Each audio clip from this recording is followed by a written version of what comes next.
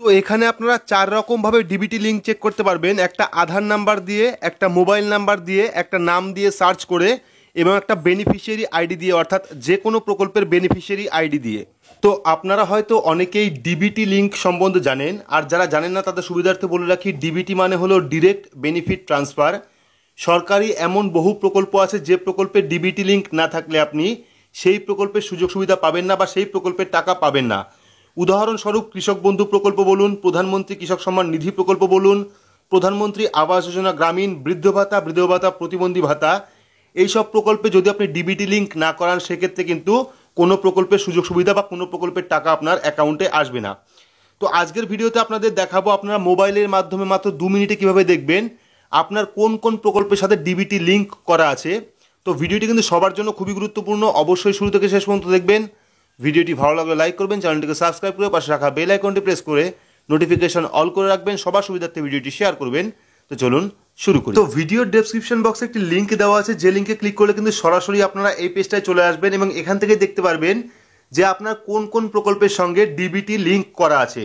তো এখানে মূলত 4টি বিষয়ের মাধ্যমে আপনি ডিবিটি লিঙ্ক চেক করতে পারবেন। প্রথমত আধার নাম্বার দিয়ে, এখানে প্রথম আছে আধার নাম্বার, মোবাইল নাম্বার দিয়ে দেখতে পারবেন, নেম দিয়ে অর্থাৎ নাম দিয়ে সার্চ করে দেখতে পারবেন, বেনিফিশিয়ারি আইডি অর্থাৎ যে কোনো প্রকল্পের বেনিফিশিয়ারি আইডি দিয়েও কিন্তু আপনারা এখানে ডিবিটি লিঙ্ক চেক করতে পারবেন।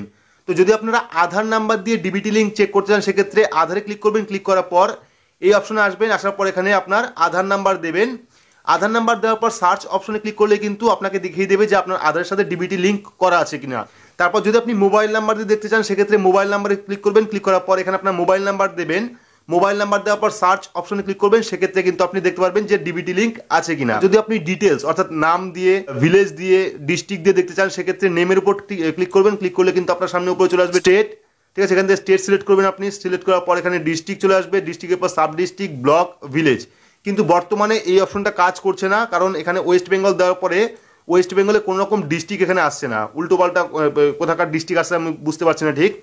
সেই জন্য কিন্তু চাইলে আপনারা এখান থেকে নাম দিয়ে সার্চ করতে পারেন, কিন্তু পরবর্তীকালে হয়তো এই অপশনে চালু হবে বা কোনো রকম প্রবলেমের কারণে হয়তো এই অপশনে কাজ করছে না।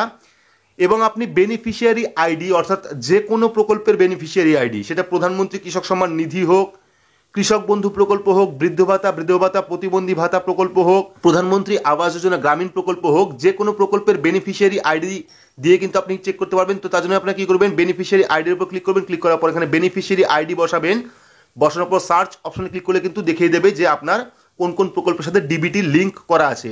তো এইভাবে কিন্তু খুব সহজে আপনার নিজের মোবাইলের মাধ্যমে মাত্র 2 মিনিটে চেক করতে পারবেন আপনার কোন কোন প্রকল্পের সঙ্গে ডিবিটি লিঙ্ক করা আছে।